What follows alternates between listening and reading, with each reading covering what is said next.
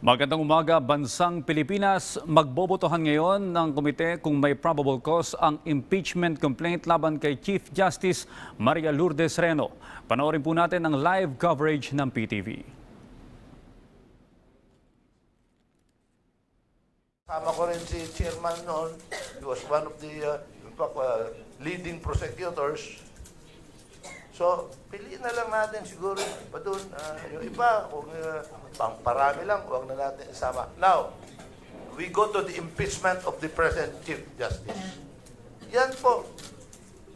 Nakalabing-8 hearing na po tayo dito dahil sa masipag na chairman natin at sa inyong lahat. Minsan, umaabot pa ng ating gabi, maghapon. And the Chief Justice was given every opportunity to present her side. Pero she chose not to. In fact, baliktad ito eh. Yung respondente mismo nagsasabi, dalhin nyo na. File nyo na sa Senado. Marunong ka pa sa amin eh. Respondente ka dito, do not tell us when to file it. Minamadali niya, the power to impeach includes the power when to impeach. Pinag-aaralan po namin mabuti yan para hindi po mangyari uli yung nangyari sa amin noon nung may Chief Justice. Kaya, as Majority Leader, I wish to commend on behalf of the Speaker, the Committee on Justice sa perseverance. Kasi kinakantyawan na nga tayo eh. Kinakantyawan tayo mismo. Yung noong respondente, lalo na yung kanyang mga tagapagsalita, oy, tigil nyo na, file nyo na yan kung may kaso kayo. Saan ka naman nakakita ng gano'n na hindi man nila respetuhin, nangahamon, minamaliit pa yung ginagawa dito may problema, hindi ka naman Chief Justice dito, respondente ka dito eh. Sumagot ka, kung ayaw mo, di pagbigyan mo kami, gawin namin yung trabaho namin, huwag niyo kaming kantsawan na, oy, bakit niyo pinapatagal yan? Ang rules po namin, 60 session days nga po ang binibigay dito sa committee na ito. Nakailang session days tayo? Wala pa. Hanggang Mayo 15 pa ho sana ito. Maski para malaman po yung proseso pagkatapos dito, gagawin yung committee report, pagbubutuhan po yon, darating po sa akin sa Committee on Rules. Yung Committee on Rules has 10 days, 10 session days to also include it in the calendar of business. 6 na araw lang po ang session days na natitira na ngayon. Pag lagay po naman yan sa plenaryo has 60 session days to dispose that committee report. So, maski aabot pa ng October 31 po ito. Huwag po kayo nagmamadali dahil hindi lang lang po ito ginagawa namin. Marami po kaming ginagawa. At Majority Leader, as the Chairman of the Committee on Rules, i-schedule ko yan. Dahil darating na yung budget ng Presidente and everything. Total, naka-leave naman na yata siya. So, wag siya magmadali. Mag-enjoy muna siya habang naka-leave siya. At ayan po, pag-aaralan po namin. Now, yan po ang aking, like I said, on behalf of the Speaker, is a commendation to the Chairman, the way we handled this hearing. And I also appeal that when we come up with the committee report, medyo yung articles of impeachment, medyo gawin natin maganda para mas magandang butuhan natin yan sa plenaryo. Thank you, Mr. Chairman, and thank you, my dear colleagues. Thank you, Majority Leader, for that manifestation. I think that really showed the difference between this complaint, impeachment process that we went through. Sabi ko nga kanina, yung nangyari po kay Chief Justice, former Chief Justice Corona, kalahati lang po yun po yung Senate trial. Walang ganito. Ngayon naman, bubuin po natin because of these impeachment committee hearings that we conducted. So meron na po tayong kompletong picture and idea of what the impeachment process covers. No? So maganda po ito, and we have clarified many of the things that we ought to cover and define in the impeachment process. So, at this juncture, before I call and I direct the ano pa muna, may PowerPoint presentation yung ano. Mr. Chairman,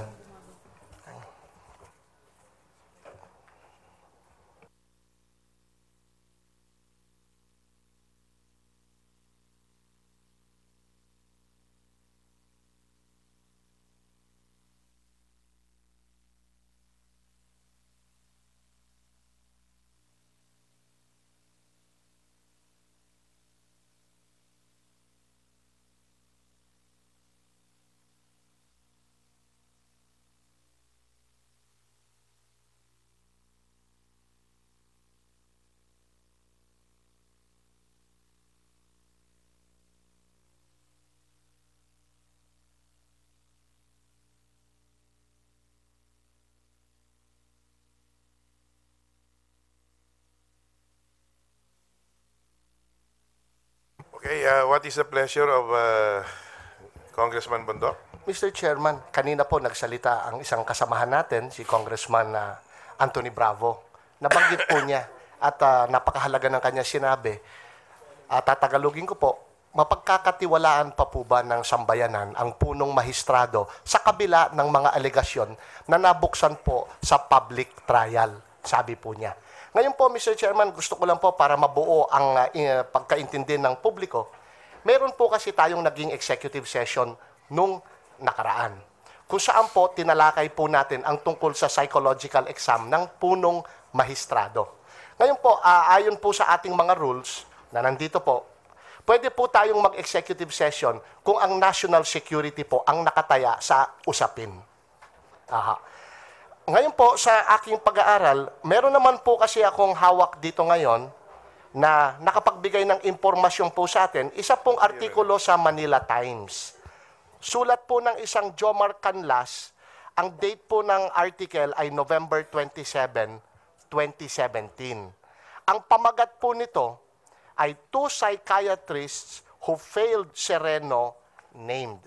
Ngayon po, ayon sa aking pagtalakay dito sa article pong ito sa Manila Times, nakita ko po dito na ito po ay alam na ng publiko dahil lumabas na po sa dyaryo. Ang usapin dito tungkol sa psychological exam ng punong mahistrado. At sabi nga ni Congressman pong Tony Bravo, mapagkakatiwalaan pa po ba natin ang punong mahistrado kabila ng impormasyon na nailathala sa public trial?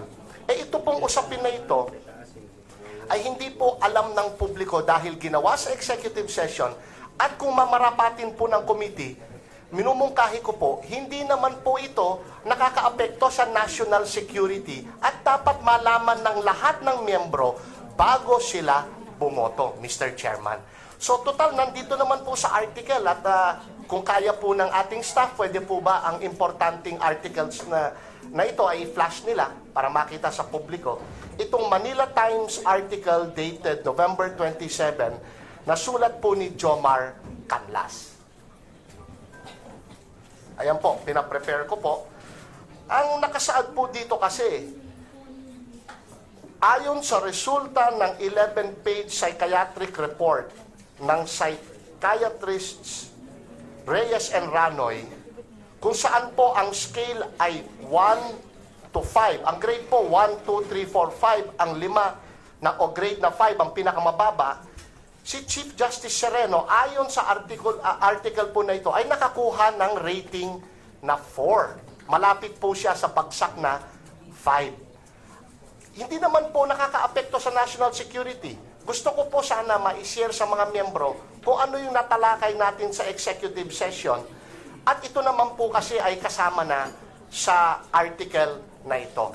Kaya ang motion ko, Mr. Chairman, sana i-declassify yung discussion ng executive session, pagbotohan po ng mga miyembro na nandun, kung ito ay humahawig naman sa article na alam na ng publiko, nang sa ganun, sabi nga ni Congressman Bravo, mapagkakatiwalaan pa ba ang punong mahistrato sa kabila ng impormasyon na nailathala sa public hearing? Dapat po marinig ng publiko at ng mga kasama nito. So yun po ang motion ko, Mr. Chairman, to please declassify yung pinag-usapan sa executive session on the grounds na it does not affect national security at kasama naman po ito sa article na ng Manila Times, alam na ng publiko. So move, Mr. Chair. Second. I object, Mr. Chair. Okay, please state your objection. Una po, babalikan ko lang po yung matagal na nating pinag-uusapan. Nagtatalakay na naman po tayo ngayon ng ebidensya na base sa isang news article. Akala ko human nalampasan na natin yung stage na yan. In fact, yung pride ng committee na ito ay mahabang committee hearings to persevere at talagang zealously i-present ang iba't ibang mga testimonya. Kaya kung magbabase na naman po tayo sa article, tingin ko po hindi na po siya maayos na magiging batayan ng mga members at ng na mag-decide po para sa issue. Kaya po ino-object ko kung yun po ang magiging proseso. At pangalawa, doon sa executive session, natalakay po ng mga miyembro na dapat makarinig doon sa talakayan. At kung pupunta po tayo sa pag-discuss ng sino po ang nag-testify, ano pang ibig sabihin ng mga result, di okay lang naman po talakayin natin. Pero kung ang tanong po ay mag-represent lang po ba tayo ng news article at therefore pagkatapos na okay na po tayo ay nag-object po ako, Mr. Chair. Mr. Chairman. Kung Kit, para makompleto lang yung objection din yan, Kit? Yes, Mr. Chair, objection Okay, sige, po. please. I was there during the executive session and the subsequent hearing after, Mr. Chair.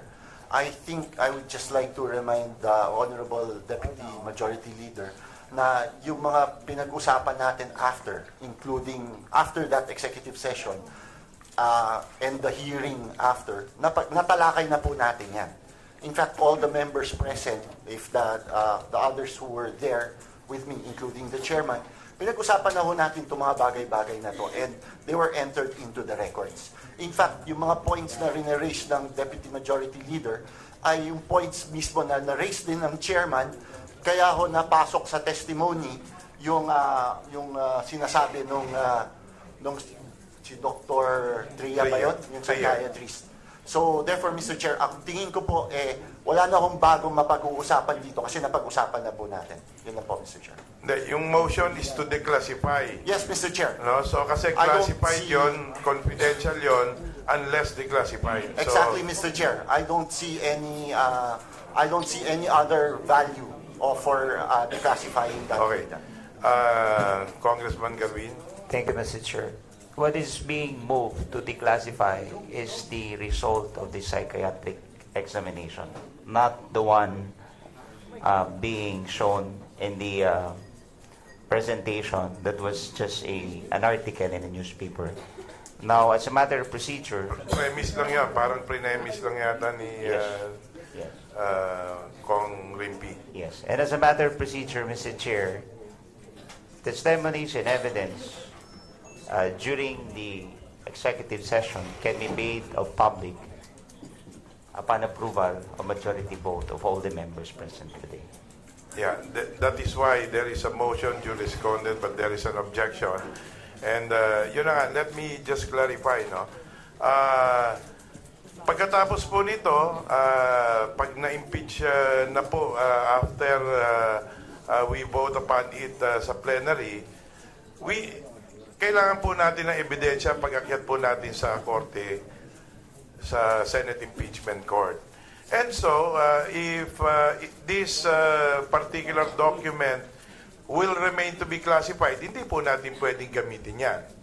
So, yun yung dilemma natin ngayon, and I guess that is the reason for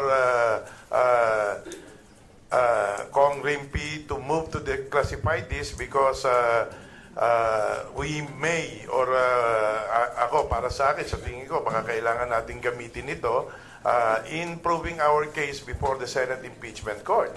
So, yun po yung rason na yun. Siguro dadagdagan pa ni Rimpi before we recognize Kong Kit Belmonte. Opo, Mr. Chair. Wag po sana magkamali ang kasamahan natin. Ang ginagalang ko po si Congresswoman Bataw at si Congressman Belmonte na akala nila po ay sa pamamagitan ng declassification, dinidiin po natin ang punong mahistrado. Hindi po. Binibigyan po natin siya ng pagkakataon para ipaliwanag ang artikulo pong ito, this article, na lumalapastangan po sa kanya, na nagsasabi na bumagsak siya sa psychological test. Kailangan po malaman ng publiko at ito ang pagkakataon para masabi ng punong maestrado, hindi po totoo yung article na yan. Inaantay nga po namin siya na dumating at sabing, hindi po totoo yan. Pero ito po hindi natalakay. Hindi po natin alam sa ngayon, hindi pa alam ng publiko kung ano ang naging usapin. Sabi nga ni Kong Pido, at gusto ko po sana ayusin ng konti, ang sinabi niya, yung resulta po ng psychological exam, ang gusto nating i-declassify. Hindi lang po yun. Kung hindi yung buong hearing, kung saan maaring doon lumabas na wala pong problemang psychological ang punong mahistrado. Maaring lumabas doon na karapat dapat siya at ayon sa mga eksperto, wala siyang tama po sa utak. So, yun po ang pagkakataon na pabulaanan po ang article na ito kung saan po masyadong nakadiin naman ng Chief Justice at di siya nabibigyan ng pagkakataon magpaliwanag. Hindi po natin alam, di pa alam ng publiko kung ano ang laman ng hearing na yon, kung saan maaring mapatunayan na karapat-dapat siya psychologically. O rin din, maaring hindi. Pero kailangan malaman ng publiko at ng committee ito. So, both sides ito, Mr. Chair. Ang katotohanan lang naman po ang ating pinalalabas. Wala pong dapat ikatakot ang mga kasamahan natin na maaring sa nakaraang impeachments ay pumirma na rin sa mga impeachment tulad ng naipaliwanag ng ating majority leader na hindi na pagbigyan ng pagkakataon yung respondent. Yun lang naman po, Mr. Chair. Salamat po. Thank you for that, Kong Rimpi. We recognize Kong Kit and then Kong Rodel Batoabe. Thank you, Mr. Chair. I'd like to correct the misimpression siguro created earlier by the arguments. Simple lang po yung point ko, Mr. Chair. Ang purpose ng hearing na to ay determination ng probable cause. Hindi po para pag-usapan natin kung kailan natin may introduce yung mga evidence na yon. Ang pananaw ko po, sufficient po yung talakayan natin under the executive session and the subsequent hearings after, the subsequent session after, kung saan pwede na nating i-base yung reasonable judge determination natin kung may probable cause on that issue. Tingin ko wala pong further value yung erase po natin yan kasi parang binubuksan ho uli natin. Kung bubuksan po natin dyan, madami hong mga circumstances or mga, how do I say this, mga resource persons na pwede pa ho natin buksan kasi feeling ng isang member or another na, teka, kulang pa, dapat may nahabol pa po tayo. Feeling ko, ang posisyon ko lang po, dahil nandito na ho tayo sa determination ng vote, sufficient na po yung napag-usapan po natin. Yun lang po, Mr. Chair. Anyway, that is your opinion na sinasabi mo nga. The purpose of this is to determine probable cause and define what articles will fall within the articles of impeachment, kung ano po yung isasama natin. And so, kasama na rin po doon yung pagdetermine ng evidence. So, let me just correct that misimpression that may have been created by that na magbobotohan lang tayo. This is a process, no? Kasama po ito, kasama na rin yung pagbuo ng articles of impeachment at pagdetermina kung anong ebidensya ang gagamitin natin doon sa mga papasok po doon sa articles of impeachment. Kaya ang hinihingi natin, hindi na natin kailangang pag-usapan. Ang gagawin lang po natin, i-declassify po natin para magamit po natin as probably as part of evidence. Tapos na po yung probable cause hearing, terminated na po yon as of last week, and we will no longer open this proceeding to another probable cause hearing to discuss that. Anyway, meron tayong voting sa plenary at the proper time, and this is where issues of the matter can be raised. Pero para po magawa yung trabaho na buuin yung articles of impeachment, marahil kakailanganin po nating i-declassify itong information na ito. So, we now recognize si Kong Rodel and then Kong Gonzaga. Salamat, Mr. Chairman. Sa ganang akin po, ang impeachment proceeding, kaya nang tinatawag nating sui generis, isa po itong unique na proceedings in the sense na hindi po tayo talaga ang umuhusga, kundi ang taong bayan. Kaya binigay sa atin ang paghuhusga o pagpapaalis ng isang mataas na opisyal dahil po tayo ay kinatawan ng taong bayan. Ngayon, dapat lahat na ginagawa natin ay wala dapat tayong itago sa taong bayan. Dapat isiwalat natin, ipakita natin kung ano ang mga pinag-uusapan natin. Walang matatago sa taong bayan dahil ang ultimo na maghuhusga dito ay hindi po tayo. Kasi kinatawan lang po tayo ng taong bayan. Ang maghuhusga ay ang taong bayan. This is the philosophy behind the impeachment. Eventually, it is the people themselves who will judge unimpeachable official. So, batayo yan sa ebidensya, titingnan ng taong bayan kung naniniwala sila o hindi. At pag sinabi po ng taong bayan, ay, wala na kaming tiwala, lumayas na yan. Siyempre, makikinig po ang ating mga kinatawan. Ganun lang po, Mr. Chairman. Mr. Chair. Kong Gonzaga and then Kong Bagao and then Kong Kit. Thank you, Mr. Chair. The only issue raised by Kong Bundok is whether or not we can declassify the results of the proceedings during the executive session that happened last week. Now, if there is an objection, it has a legal basis. Now, what would be the law that could prevent us from declassifying the proceedings during the executive session? As of this moment, there is none. Wala ho pong batas na pwedeng mag-prevent sa atin to declassify all those things.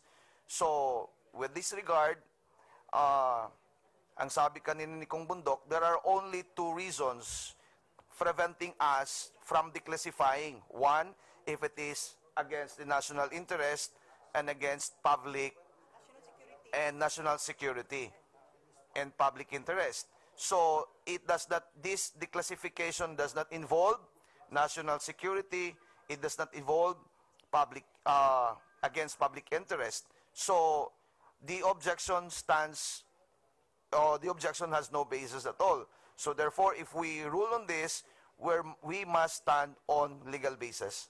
Thank you po. Mr. Chair. Congresswoman Bagao. Mr. Chair, wala naman po tayong pinagtatalunan. And with the clarification that the Chair already made earlier, that the intention was merely to declassify the document that was presented in the executive session. Hindi po yan yung classification. So, yung declassification ang objective, wala po tayong pinagtatalunan dyan. At in fact, ang sinasabi ko nga ay nag-umpisa lang po ako doon sa introduction that we will be talking about a news article. At pangalawa, nagkaroon na naman ng public hearing after ng executive session kung saan present si Dr. Tria na tungkol doon sa psychological test na kahit hindi siya ang nag-examine kay Chief Justice. So, with the clarification of the Chair, I will withdraw my objection on the motion to declassify. Thank you for that. Kongkit, are you also withdrawing your motion? Likewise, Mr. Chair, with the clarification of the Chair, we withdraw likewise withdraw my objection. So, since the matter is no longer being objected to, then the Chair hereby declares that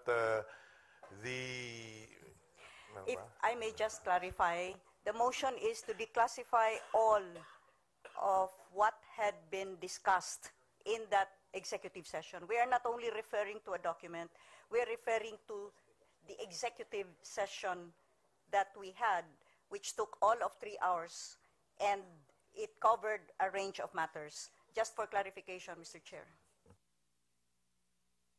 Okay, so there being no objection to the motion to declassify the psychiatric evaluation report and all matters covered by the executive session conducted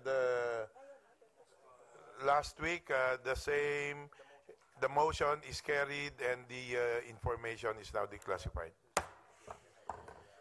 So now the Chair would like to know if meron na ba silang summary of findings? Meron kayo? Wala? Ba't hindi? Oh, Mr. Chair, can I raise a parliamentary question? Please. May this representation know the procedure or the manner of voting that we will be conducting today? Yeah, that's why I'm leading to that, no?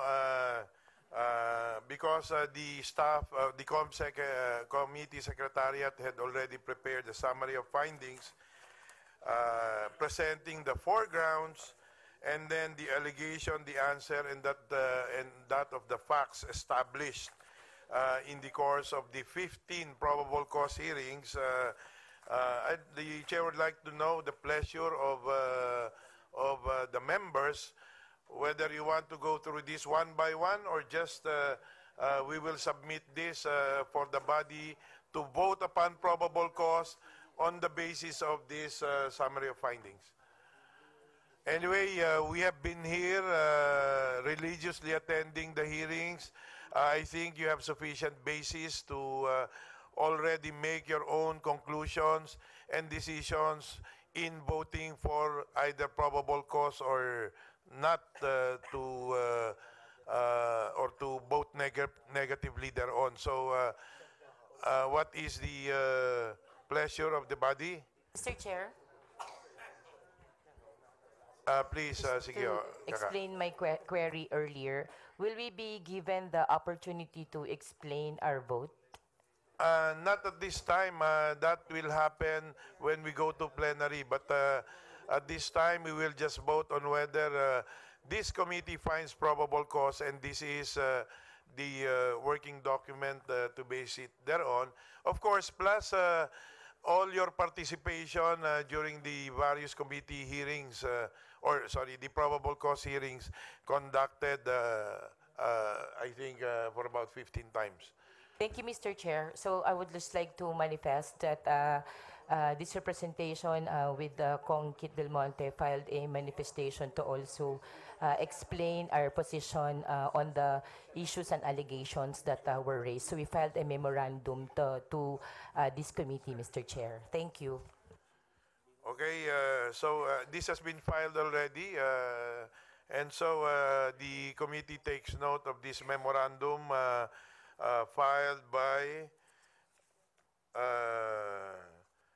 Congressman Kit Belmonte and Congresswoman Kakabagao, and we will take note of this in the course of memorandum on probable cause hearings filed. We will take note of this and consider this when we again submit the report next week, together with the articles of impeachment, depending on the votes or on the decision of this committee that we will get today. So, so what is the pleasure of Kong Lechon? Mr. Chair, yes. Good morning. So with our majority leader and our dear colleagues, well, it's my humble opinion that considering that we have deliberated all of the charges, and in fact they've been supported with several testimonies coming from all witnesses, and we have been here for quite some time already. I think it would be just a repetition of what we have already established. After all, before going here, each member I know has in his mind and heart his own decision and conviction on how to vote on the determination of the probable cause. And considering further that, after all, if whatever will be the vote of each member, and as a totality, the whatever decision will still be definitely be passed upon before the plenary.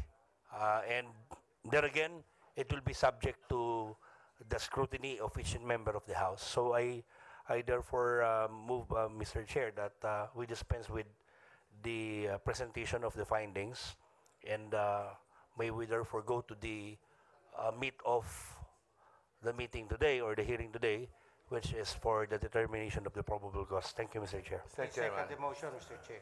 So, Mr. Chairman. it has been moved and seconded. Mr. Chairman. What is the pleasure of... Just an observation. There are many counts there are many charges against the Chief Justice.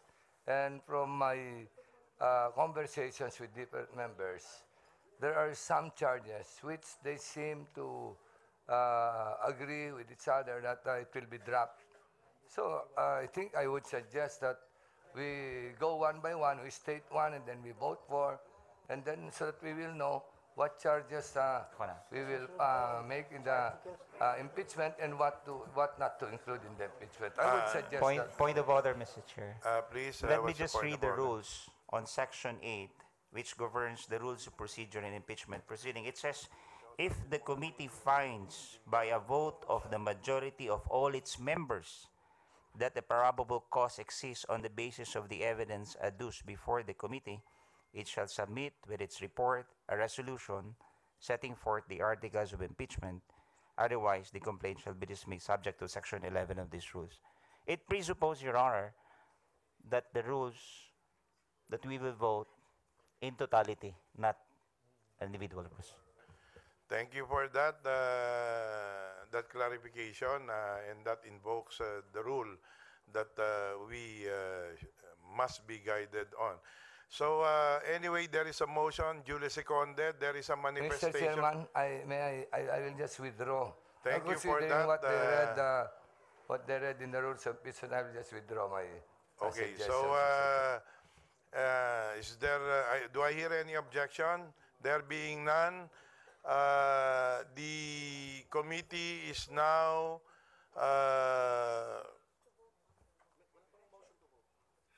Hindi, pero may motion. The motion to dispense with the presentation of the summary of findings is granted. So the committee will now proceed to take a vote on whether or not the committee finds probable cause against the Chief Justice to impeach the Chief Justice. So what is the pleasure of the body? Mr. Chair, may I? Yes. Kong de Vera? Yes. Mr. Chair, Majority Leader, good morning. I respectfully move to vote on the determination of probable cause of the verified complaint for impeachment against Supreme Court Chief Justice Sereno, Your Honors, filed by Atty. Lorenzo G. Gadon and endorsed by the 25 House members, Your Honors. So moved, Mr. Chair. May I amend, Mr. Chairman? We shall move Yes, to yes, find and- probable cause. Move to find probable cause. So Yes. it has been moved and seconded so that we can appropriately count the number of votes in favor of impeaching or finding probable cause to impeach the Chief Justice. May I request the members in favor of finding probable cause to please rise.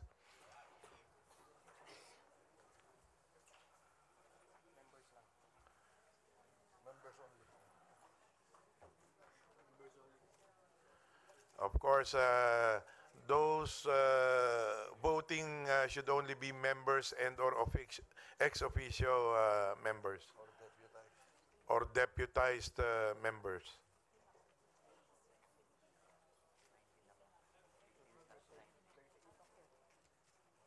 Ilan?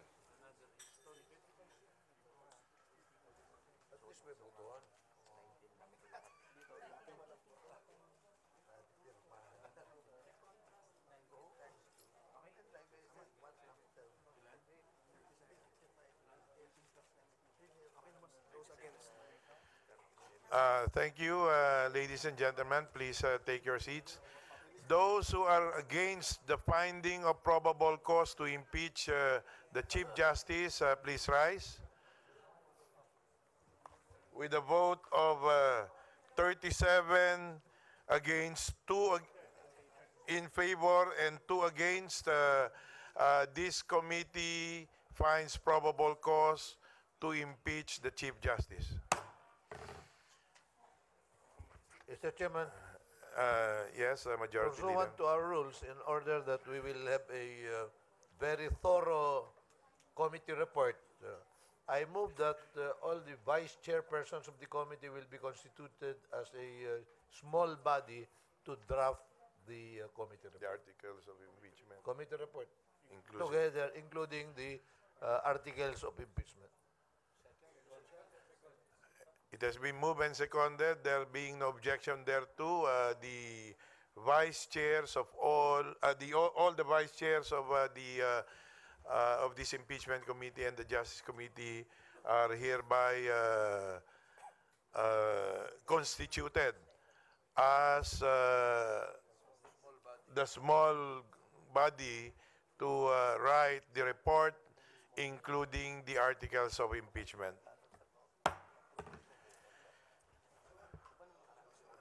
Do I hear? Do we set already the... I move. Yes. When? Para may we now set, Mr. Chairman, the date of our next meeting, with the aim in view of the submission of the draft committee report and articles of impeachment, and that will be on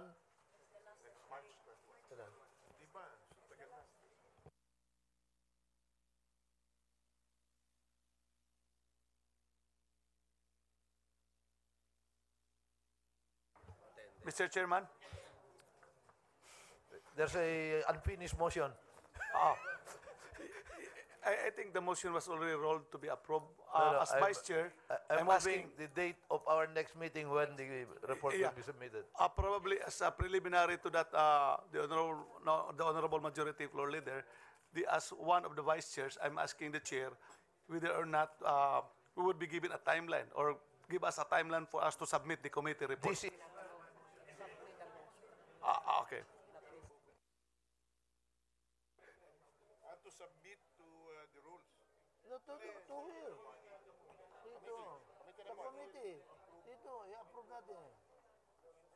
Boss, naka-on siya. Patayin natin.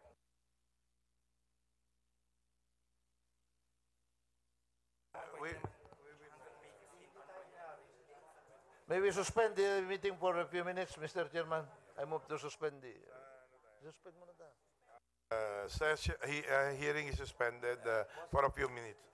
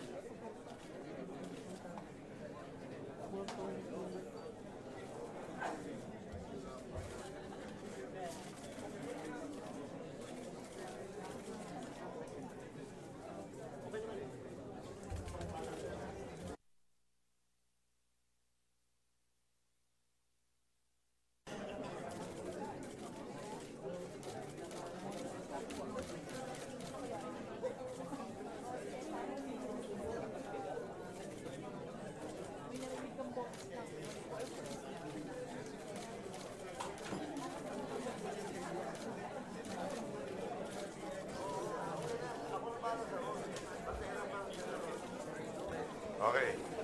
Hearing is now resumed. Mr. Chairman, may I proceed with my suspended motion? Please, Majority Leader. I move, Mr. Chairman, that the committee that we constituted be given until Wednesday, March 14, to submit its report before this same body and for this body to vote on the committee report on that day. This shall serve as notice to members.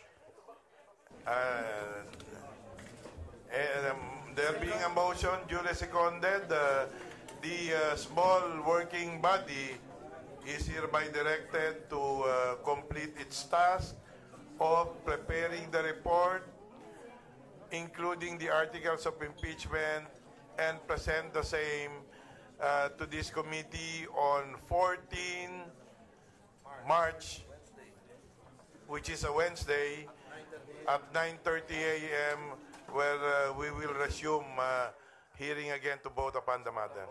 So, Mr. Chair? Session hearing is Mr. Chair, suspended. before we suspend, Mr. Chair, at the behest of the Secretariat, gusto po nilang i-correct yung voting. Ang tama po palang bilang, 38-4, 2 against. 38-4, 2 in favor. 38 in favor, 2 against. So, just for the record, the vote earlier made was 38-4, a finding of probable cause, and 2 against. Let the records be corrected. And hearing is hereby suspended until 14 March 2018 at 9:30 in the morning.